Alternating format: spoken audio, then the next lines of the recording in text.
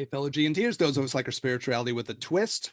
So we are talking about COVID. It's a passion topic of Daniel's to revisit COVID a little bit every year around what we might call COVID birthday time, COVID Yeah, anniversary time. yeah. Yeah, COVIDversary. yeah, yeah. Coined a phrase. It's gonna catch on like hotcakes. Um, and it could seem funny to be talking about events from years ago when the US is so like fucked up in the present, specifically on the eve when we're recording this of what could be a disastrous ground war with Iran that would look Vietnam look awesome. But the point, and I think this is a deep point that you have within the heart of this, Daniel, is that these current events that we're in are entwined with the sort of PTSD, COVID kind of thing, this sort of unresolved like trauma around these events. So last week we kind of introduced the subject. We talked about certain aspects of this, and this week, I think Daniel, from your side, you really want to focus on kind of two big ideas and wherever else the conversation takes us, but especially this notion of like decentralization and what happened with this, and Yeah, then also kind of like the difference between being in a me state and a we state as a, kind of that notion, right? Are we in a me time or a we time, and what's going to happen with that? So I'll throw the mic over to yeah, you. I'm curious to hear what you got in terms of these yeah, notions, and yeah, thanks for sharing it. yeah. No, of course. Thanks. And audience, the audience, thanks so Oh, much I forgot to do the for thing. tuning Yeah. in. We appreciate it. Smash that like button, hit the hype button if it's available for you. Subscribe, all that other kind of stuff. Our work is free. So we like audience interaction and we like, people sharing things and whatever. So comment, send us a question or, comment, all of that. It helps the show grow and for other people to see it and hear it as well. So thank you so much ahead of time. Without further delay. So yeah, Eric brought this idea up of decentralization, and we're going to talk about that in a number of different facets as what occurred essentially during COVID. But one of the things that I want to clarify is that like that time period, COVID did not necessarily cause it. I think COVID accelerated what was already kind of happening. And like anything in life, you're going to get a boomerang effect. So that's where we'll end up talking about this like me and we scenario. So we're talking about decentralization then. What avenues of life became decentralized? And there's a couple ones here, and Eric, feel free to jump in at any point, right? Work, people doing remote work, and not just like remote working out of the office, but like really remote, like moving away, living in, there's a lot of people, if you remember during COVID, were like getting these vans and like living in the middle of nowhere and working from satellite and on, so that was one of the things. But then the boomerang effect to that is that then it was like, oh no, everybody's coming back to work. That online shit is dead. We're not doing that anymore. Or if we are, we're doing it one day, and it became a much larger control over it. Whereas before, people were talking about 4 day work weeks actually for quite some time. In terms of commuting and things like this, it's just more effective to work 4 10-hour days than 5 8-hour days. Those conversations are not occurring anymore. I think the two words that jump out to me in that was like the word control, that there was sort of a reasserting of control, right? Hmm. So like in some ways control kind of like I don't want to say totally faltered, but slightly faltered, lost some of Yeah. its things went kind of out of control. And then it was like, well, no, Yeah. no, we're reasserting that. And then I think on that part, there was a big debate about like productivity, right? Wait a minute, we're really Hmm. super productive. What the fuck? We don't have to work as much. We don't have to do this as much. Hmm. And then like that got to be a risky proposition too, because the next thing you know, Hmm. once you have to acknowledge that, well, maybe I should only have to work this number of hours a week. Look at my Hmm. productivity. And the control mechanism is no, we're not going to let you get away with that either. Correct. Let alone that you might ask for some more money. No, the answer is no. Hmm. And things went back to like full on grind in the aftermath of that. Actually, that's a kind of a big ricochet in the way that you're framing it. It was like, no, we're not doing that. Hmm. And we're not even going to acknowledge that's even a thing. Yeah. No, no, Yeah. we're letting that go.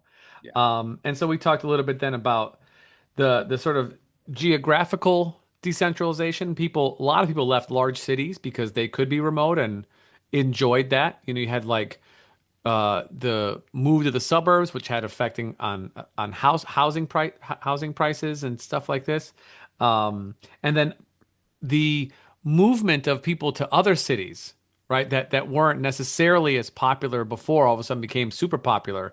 So in Montana, like Billings and Bozeman, other places, like you can call them blue cities and red states, right? So Austin, Nashville, these places where people are like, oh, I want a different kind of environment, but then other suburbs around those areas too that were not maybe as popular before, all of a sudden now had this like influx of people that weren't there previously.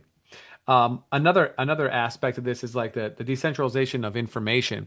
We touched on this a little bit last week, actually quite a bit, and so I'm not going to talk too much about it now, other than to just highlight that the decentralization of information really is a movement away towards like traditional news programs, they call like linear TV. So in the beginning of COVID, you had maybe Netflix, and by the end of it, there's like as the Bay Area word hella. You had hella streaming pop options for yourself to the point where like streaming, if you have all the streaming options, your bill is going to be way more than cable ever was. Yeah, yeah. You know? Everyone's debating that. I want to watch this one thing that's going to cost me $15 a month or something like that to do it. Right, I gotta right. watch. We talked about it a little bit off mic. This is like this the light conversation of the thing, but I gotta watch the second season of Daredevil, Born Again. Is Born that what it again. is? Yeah. Yes. And again, our reviews first season. It's reasons, but anyways, I'm recatching little bits of the first season, watch the second season, and yeah, you're like, how much is this Disney going to cost me to Right. watch this show? Yeah, but I think during COVID, it was like, I never watched any of that stuff, but like people that you don't want to just sit around and watch like Lizard King, wasn't that a COVID thing? Tiger King? Tiger King. Lizard Yeah, King is Jim Lizard. Morrison from The Doors. No one gives a shit about that. Tiger No. King. That was the one. Yeah. And there was other shit like that. That was like completely COVID time stuff. I guess when they do the 20 years from now, when all the Gen Zers want to watch nostalgic shit about this, Right. they can watch that. Um, I guess, like just I'll go back, I'll give some feedback on some of the stuff you shared too. The city thing is kind of interesting. I guess we'll get to it, but I was listening to Robert Pape, who's a University of Chicago professor and an expert on like military things and political things, because I'm keeping track of the war stuff. Mm-hmm. And interesting with your decentralization, he's talking like, I guess he's writing a whole book about it, but fragmentation, Yeah. that thing's fragmented. So That's another way of putting similar it. vocab. Yeah, Yeah, yeah. Fragmentation, even a little bit more ominous sounding or something, right? probably. Yeah. And with the idea that like even in these areas that would have otherwise be like red states, if you start getting a bunch of blue people in these red states, there's tension, right? There's Mm-hmm. real tension over that. Mm-hmm. So, anyways, it just hit me from what you were talking about. Yeah. And Yeah. so the decentralization of information is that people then going to podcasts and online sources and various news outlets that before had a following, but then all of a sudden they can break off and create their own media. So you had like on the Ben Shapiro became infinitely more popular. And look at Tucker Carlson left Fox News, got his own thing. Candace Owens got her own thing. Mehdi Hassan started Zateo, and you had Kyle and Crystal and Sagar left The Hill and went and started Breaking Point. So, you have a bunch of different people that left what you would consider larger things and started their own thing and did well and like quickly. It didn't take like years like how it used to take years to build a following. You went viral a couple times and all of a sudden, you have a 500,000 subscribers and now you're on your way to really doing it. So, and they're garnering views. These are people who are not on quote unquote TV. They're on YouTube and they're on, whatever, maybe Substack or Rumble or whatever it is that they're doing their thing on. But lots of people view their stuff and that's their source of information. So information now is no longer, primarily sourced on traditional television. It's definitely far more independent or decentralized as the word that I'm using here. Is that I think that was like, I think you're right in the time frame on that. If I get a little autobiographic, maybe, because I mm-hmm. think like at some point during Trump 1, there got to be this weird effect, like I better get like some different perspectives on what's going on here. And things begin to kind of like spread out. So you can tell, Mm-hmm. like, as I guess as it runs through, the toxicity in the culture was already sort of there, like fermenting and fomenting, I guess. Those could be the two Mm-hmm. words you could use. And then it like Mm-hmm. exploded during this crisis. Mm-hmm. But the seeds were already kind of planted. And I know if I look back at my own way, I was like taking in things, all of a sudden everything got much more broad because I needed other ways of seeing the world. Like what was happening from standard sources just didn't seem sufficient anymore. So, anyways, Mm-hmm. probably all of us have Mm-hmm. our own autobiographical tales around that. But yeah, Yeah. Yeah. And then the last kind of part before we do the other side would be like education. You have tons and tons of people who are, what you would consider influencers, right? That are selling you supplements or selling you coaching or selling you, and coaching is like that's education online. They call it coaching, right? But it could be business coaching, health coaching, life coaching, any kind of, spiritual coaching, astrological, all sorts of stuff. Like that whole industry exploded, exploded with experts. And these people are not traditionally trained. They don't have like a classic education in X, Y, or Z. They're sort of people with experience, self-proclaimed experts, and then once you have a large enough following, then you have market share. That's kind of how and that people spend money and time on this kind of a thing, and they look to it as it's entrepreneurial for sure. So I'm not, if it sounds like I'm bashing it, I'm not. I'm just saying that did not exist in the same way that it did before, where people would go and seek and spend 8, 10, 15, 20,000. And these regular people on different kinds of, what I'm calling coaching, but really we could say is education, you know, that wasn't present in the way that it was prior to the really the more permanent move online, right? Our lives permanently moved online during this time. And this was definitely one of the things that came out of it. yeah, I guess that's true. I mean, like my son's like he's a little chess player. I guess you'd say he's a little chess prodigy. I don't know if like something like that. I got like a little chess thing in his room behind me where I do this pod. And a lot of that became like online chess education stuff was such a big Mm-hmm. thing, for like Mm-hmm. the little rugrats who were learning their things during that time period because he was like second grader or something in that window of time, right? And like I guess what you're saying is like education in some ways and that information around that kind of decentralized. Mm-hmm. Yeah. Um, well, I guess some commentary on that since we're doing like a back and forth and I'll throw some things out and you can give me what you think about this. But I think that's part of like Maha, isn't it? Didn't that Yeah. translate into the Maha thing? And that's the mixed bag of this, I suppose, right? On the one hand, you can get like new sources of things that can be inspiring or interesting or things you wouldn't otherwise have access to. On the other side, you can get a whole bunch of like quackery level shit out that can flood out. And I guess, I mean, if you want to look at the positives and the negatives, I guess that would be Maha. And Maha, like probably no bueno, probably bad, right? Mm. And so you get like those kinds of problems that come out of that, which was like based in a kind of a entrepreneurialism. You're framing the positive side of it. I'll frame, I guess, the negative side of it on some level. Because the minute you get into that kind of stuff, you get a lot of quack shit out. Yeah. And it's like there's a real problem with like quackery. It's the distrust of institutional knowledge, the distrust of institutional information. And it's highlighted most poignantly with like this education and healthcare piece. Because during that period was, all these experts and everybody who went to school and should know about, not epistemology, but virology and public health and so on. Ecology. Yeah, Yeah. epistemology. Yeah. Like we should know about this. And yet they were wrong or intentionally hiding, or, people realize that experts are human beings and that they make mistakes as well. And There so was they said, extraordinary circumstances where there was like, you know, that's a weird situation. I didn't mean to talk over you. I'm sorry, but that's a weird situation, isn't it? Right? We're I, medical people.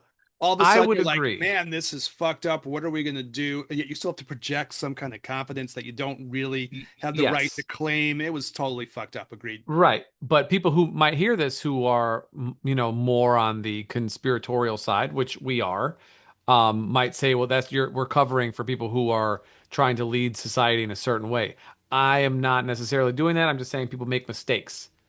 And you're under a lot of, like you said, you're under a lot of pressure. Those people were under a lot of pressure, and who knows what the pressure where the pressure was coming from, what the pressure was on to try and move the public health in a certain way.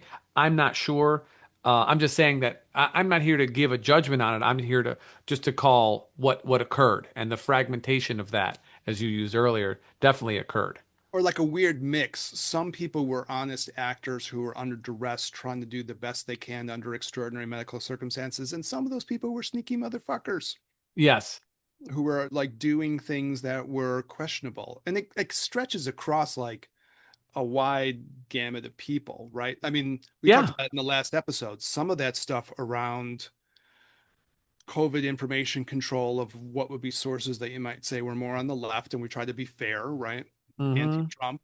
There's no doubt. I'm not going to pretend that I'm not, but I'll also call things on both sides when it's wrong. And there was some Totally. devious stuff around some of those actors, like an Anthony Hmm. Fauci. If you want to like look at it objectively, Yeah. it was Yeah. weird because he like flashing back to COVID times. There was a bakery up the street where they were doing like Anthony Fauci themed cupcakes and stuff, trying to like get people to like be positive towards him. And at the time, it seemed funny and cool or whatever. And you look back at it and you're like, you want to spit out your Anthony Fauci cupcake because it turned out that he was a fraud in many Right. ways. And we can self-research this. Yeah. Yeah. But there were some devious things going on. Before we totally give up the quackery thing, okay, I'm gonna give Mm. hot take. You might not like this take, Danielle. We'll see.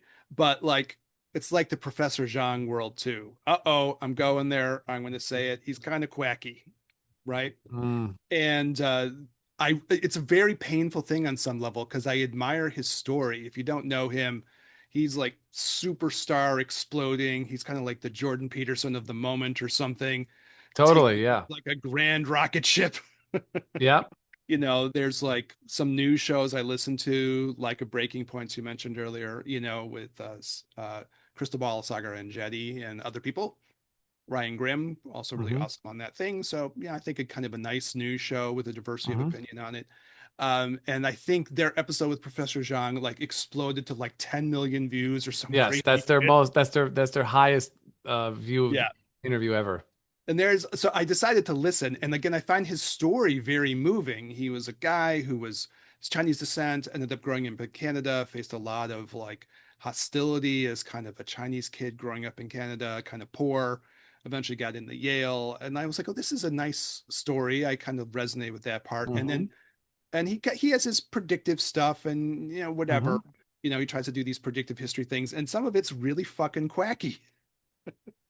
So, anyways, hot take for what it's worth. But you're like, man, this is some quacky ass shit, because he'll get to the Yeah. point where he's like, uh, uh, oh God, the Rosicrucians and and the Yeah. I mean, Jesuits he are believes. in a Yeah. secret society that are going to try He to take over the world. And you're like, dude, come on. well, And then he he was on believes like, in yeah, he believes in the occult.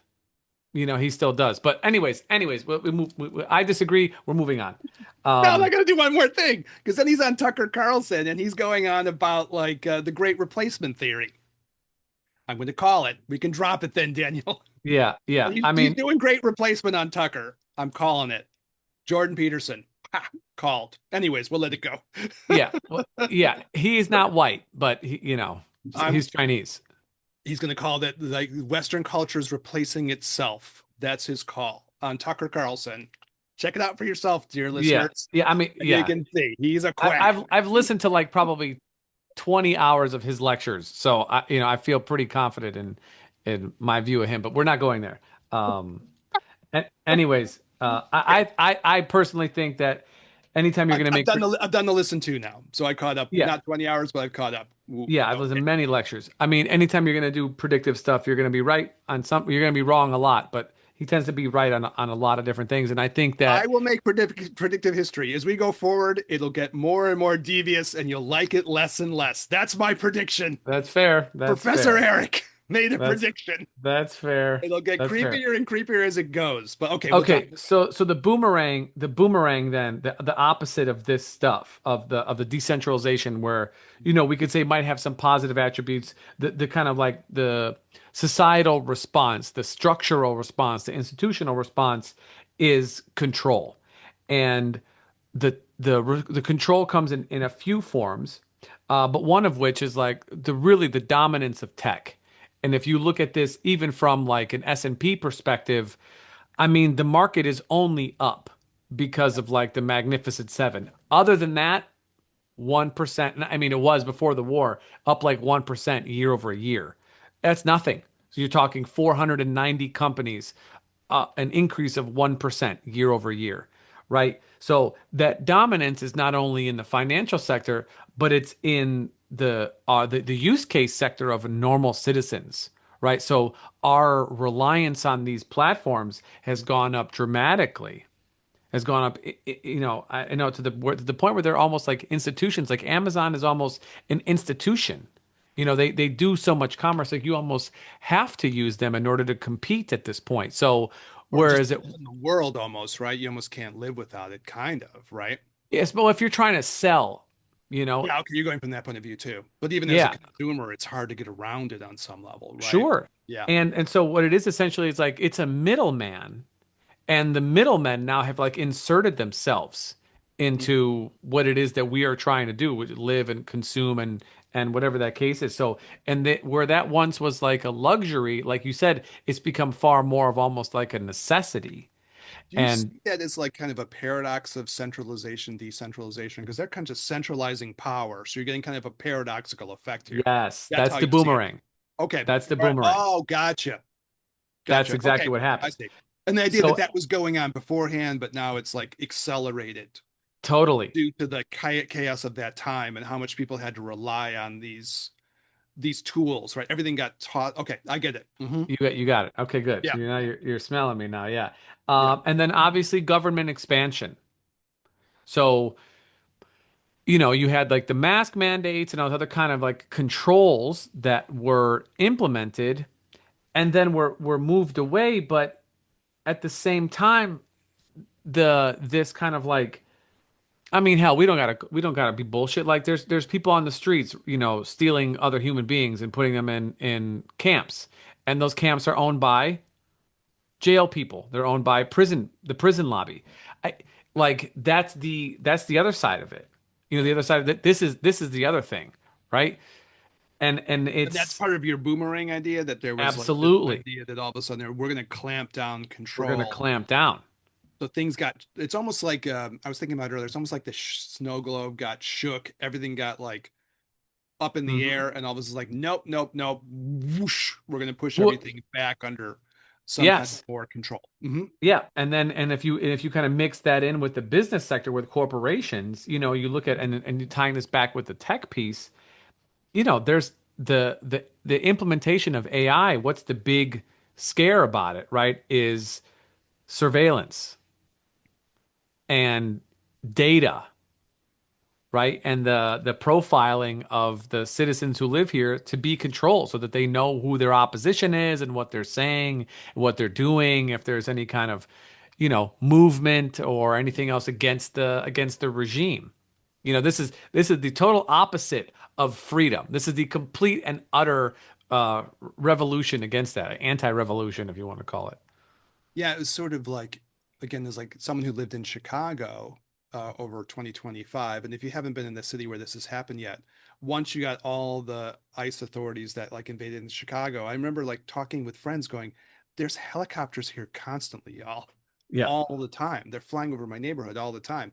And as we, I live in a decently bougie neighborhood, but they were like flying like incessantly. And I remember talking with people who live like not in the city proper, but out in the suburbs. And I was going like, I can't tell you how many helicopters are flying over my neighborhood. And I'd be Hmm. talking to a friend on the phone, and there'd be like three or four of them. I got Yeah. one friend who's really into the whole tech world. That's part of his professional life. And he was like, they're just surveilling you. Hmm. All they're doing. They're just collecting information and surveilling you. So they'll know where they're pinging everybody's phones. So they want to know where people are. And it's all just sort of that oracle, or what's the Palantir? Ah, Yeah. Palantir. those surveillance and, companies that are like tied into the federal government. Yeah. Yeah. So that, and so basically, and then the last kind of other one we talked about the decentralization of media. But the opposite to that is that you have essentially, one person now or one conglomerate that owns, they're buying Warner Brothers, they own Paramount, they own TikTok, it's one, that's a monopoly. That's all one entity that owns all of those things. Yes, that's not And not everything. disentangled from the state. No, not disentangled at all. So so on one hand, people are going away from these things, but then on the other hand, these things are consolidating and they're trying to infiltrate downwards, to try and capture more attention, which, as I've said before, is the most valuable commodity today by a long shot. Not Bitcoin, not Dogecoin, your attention. So anyway, so that's the boomerang effect. That's what's occurred. That's For why we people are where we are. for people who don't know, that whole thing of like CBS and who else is it? Paramount's under that umbrella. They're acquiring Warner Brothers, right? Paramount, yes, is And acquiring so Warner it's all Brothers. under that. And that's like being owned under this kind of very right-wing kind of ownership. If you don't know the backstory, you can do a little research for yourself there, Yeah. listener, but you can go further and you can kind of see how that happened, right? Mm-hmm. With a Mm-hmm. lot of this sort of consolidation. That's a very interesting question. Like in a fragmented world, how much benefit will you get out of doing that to like try to like I don't know what I think about that. Influence and manipulate people. If you own CBS, does anyone care anymore? Can you influence people through that or not? It's not like we were talking a little bit, maybe Noam Chomsky stuff earlier. Again, kind of a character that's a little bit harder to talk about now because of his connection to the Epstein files. Right. But, still like obviously you can't discredit everything the guy did because of, uh, that part. Though I don't know how serious that part is. We We can don't know. debate. But in any case, there were things he produced that did have value, right? Mm-hmm. And the whole manufacturing consent idea is the Mm-hmm. tension here, right? So this is a very That, famous yes. book. And his whole point was that when you get these cultural centralized institutions, they'll try to force and manufacture consent, Mm-hmm. kind of get everyone's, like you're saying, the most valuable commodity is your mind, right? So Correct. try to get the mind and we'll try to force that all going in some direction. That's his famous concept. So it's a kind of there's a weird tension there, isn't there? And I don't know how this fits into your Yeah. framing of it, but That like exactly. in a It certain fits. sense, That's there's dispersed opportunities to hear different things, and then there's this massive kind of thing of trying to like reconsolidate and force. And it's very bizarre times for that reason, right? and that brings us to our article from the Harvard Gazette, Ah, written by Brett Milano in February of 2021. And this is a discussion on this. We talked about this at the beginning of the show, this movement from me to we or we to me. So if we think about this from a societal perspective, right, we're talking about these forces of like divergence and convergence. Okay. So we think about post World War II, it's the New Deal. It's an expansion of the suburbs and people who want to procreate, and communities are suburbs. Like everybody comes back and they want to like live and build and do stuff. Very community focused. that kind of thing that started in the 30s, going to the 40s and afterwards. This idea of like this is a time of like shared collective action on some level, right? Correct. And you The you we can time. include this you can include the civil rights movement in that as well. Eventually, it You know? stretches forward, right? Yeah. hmm And then, this article probably says it starts to shift in like the 80s and move more towards me, and then especially when we start getting into the 90s with technology, with cell phones, and then eventually the internet, and you start moving more into the 2000s, then it just accelerates now because you have a place to be platformed essentially, you know and then really like this article talks about the crash of 2008 is like that's the foot on the pedal. That's your cell phone, that's everything. It's all about, because you can't trust the institutions to run themselves, right? We had seen at that point a number of really high profile thievery essentially from people's 401ks, Enron being one of them. What's the other guy? Bernie Madoff, right? So you, Madoff is like a little bit earlier in time, but yeah, the corruption in the business world, right? yes. And so you're not Enron was like, like, depends on your age range, but Enron crashed you out financially if you happen to be alive during that time period, right? yeah, That yeah, shit, that's real. Enron was real. And then by the time 2008 happened, that was obviously the most real of reals. We'll see what 2026, 27 is. Yeah. yeah. But yeah, You those are know, times when you really can be shaken because you realize how fragile the economic underpinning is. And right. And so it became far more individualistic then at that point, and moving forward. And so the idea is that we are in the sort of apex now of this me time with, again, the decentralization or the acceleration of the fragmentation post COVID moved us into this place again where you're thinking about yourself. And Eric, we had kind of talked about this before we started recording, but the sort of individualistic idea on an existential crisis, meaning COVID in particular, that people were starting to rethink things, but they were rethinking things for themselves. So we had a brief moment of we during COVID where people were living in like, or trying to exist in pods, right? People you were sort of exposed to, right? it was kind of like, this is kind of interesting to use the phrase, but it was sort of like a little bit of a rally around the flag for a little window of time, right? Yeah, yeah. Like I remember watching there, if we go through our COVID nostalgia or something, if we can say such a thing. But I remember seeing, I can't remember, maybe it was in Italy or something. Everyone was under lockdown. And all Mm-hmm. the people got on their balconies, in the courtyards, and they all started like singing together, like the same Yeah, songs. And it was kind of touching on some level, right? yeah, Where there was this little thing of like a potential bonding.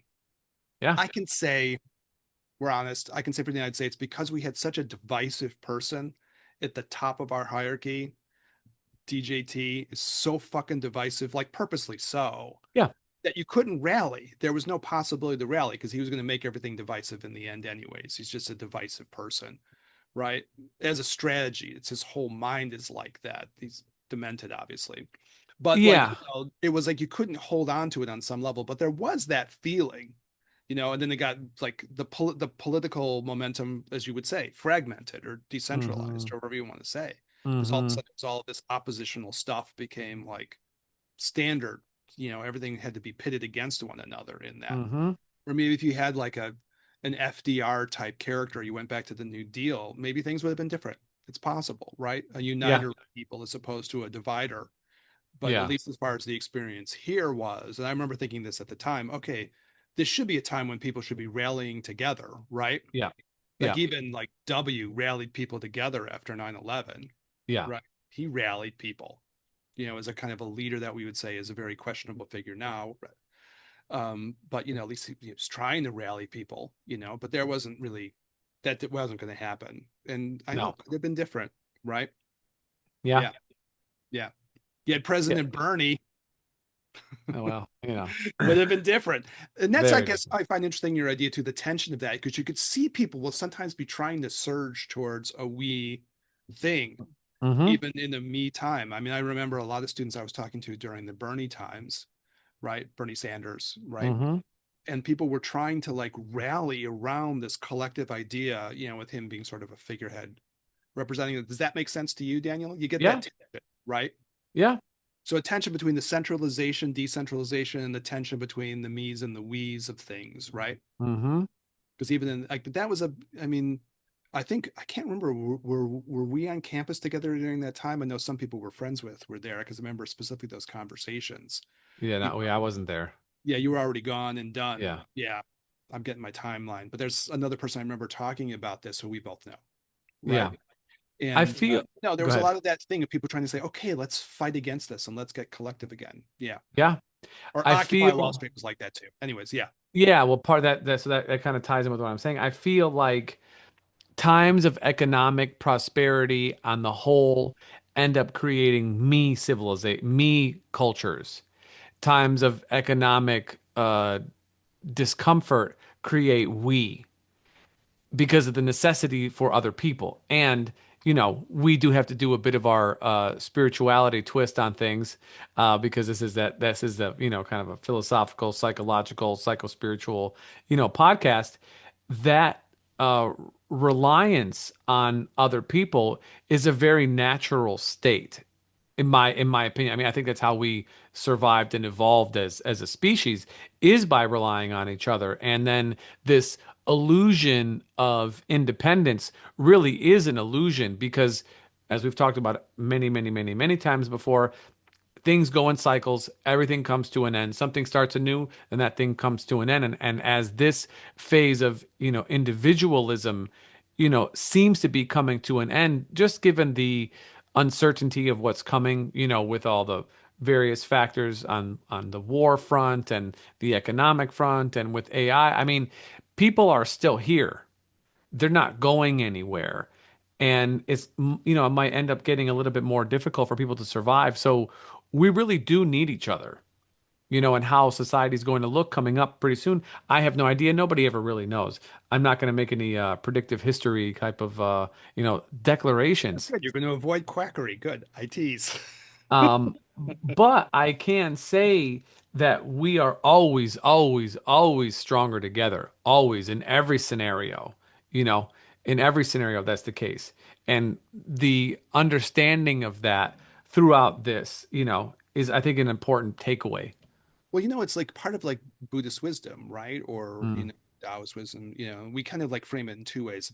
I don't always feel as close to the Evo Psych version, but you could say evolutionarily evolving, or we know there's all those exercises meditatively. As we get to the end of this podcast, we'll try to pull it into something spiritual. You're right. But you do these exercises of imagining like connecting your heart or, what you call your heart chakra or something, right? But that feeling you have, of the center of your chest, this emotional point of connection. You try to hmm imagine connecting with all the other beings around you. And it's an imagination, but it's also trying to uncover, a spiritual truth, right? Which is you are interconnected with all the other beings around you, right? hmm And when you hmm don't think of that interconnectivity, you're in a position of ignorance. Yes. It's part of the fundamental spiritual ignorance that, like, you see in the great spiritual teachings, they keep trying to point out you're not an isolated entity, you're entwined with Yes. the rest of things around you. And it is really interesting. Yeah, you frame this in all these interesting ways. Thanks, Daniel. When you look at that, if you think of things not being interconnected and you go stumbling around the world around you, it's damaging because you're operating from a fundamental place of ignorance, right? Yes. And you don't see the interconnectivity of the things that you're doing. I mean, we don't want to dwell on it because it's not the point of the episode, but even if you're going to start a war and you don't see what the downstream effects of those things are going to be, you're in a point of ignorance. Well, You're not seeing also, the interconnectivity of how all those events are going to entwine with other things and other people and other impacts, right? also don't do it by yourself. It's illusory. Yeah. Yeah. Surprise. I mean, like, if you want to go beat somebody up, better to do it with your buddies than to do it on your own. Yeah. Anybody's left. Well, yeah, that's You're right. smart enough to realize that you need some buddies. You need buddies. Yeah. To realize that there's interconnectivity. But it's a kind of amazing thing to watch this. And I guess it can apply to any of the processes that you've been sharing this time. hmm But when you stumble through from this point of ignorance, you're going to make a mess of all kinds of things because you just don't see the interconnectivity around you. It's a Yes. profound point, right? Yeah. Yeah. And even if you think you can re-centralize control over everyone, can you really do that? Can you re-centralize control in such a like inclusive way that you're going to like dominate over this whole other interconnected collective? That doesn't seem very wise. No. It seems like you're operating from a place of ignorance, right? Freedom and control stand on opposite ends of the spectrum to each other. Yeah, I think that's right. I mean, I mentioned this Robert Kagan guy last episode. I'm kind of wrapping up his book. He calls it liberalism versus anti-liberalism.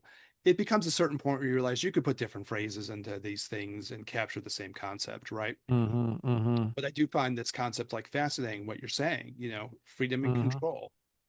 Yeah. And freedom from what you're saying, me and we, doesn't mean that it means that I'm not interconnected with the things around me. That's not freedom either, right?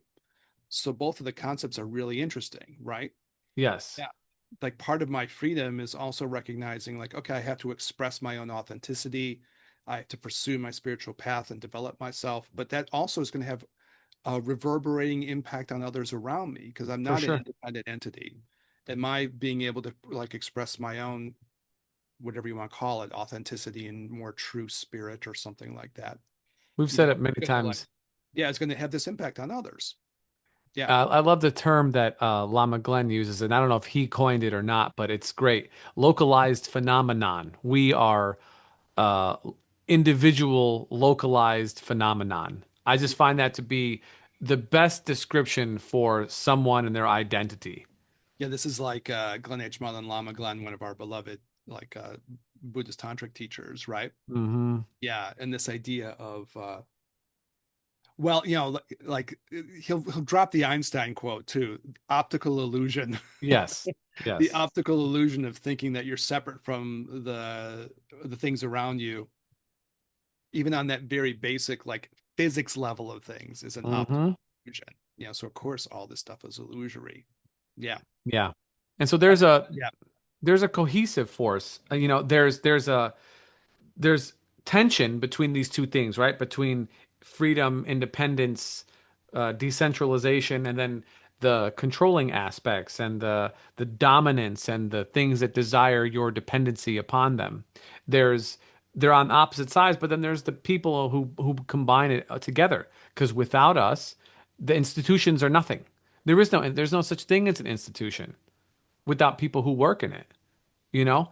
And there is not freedom is a concept without the being that is attempting to attain it, or strive towards it.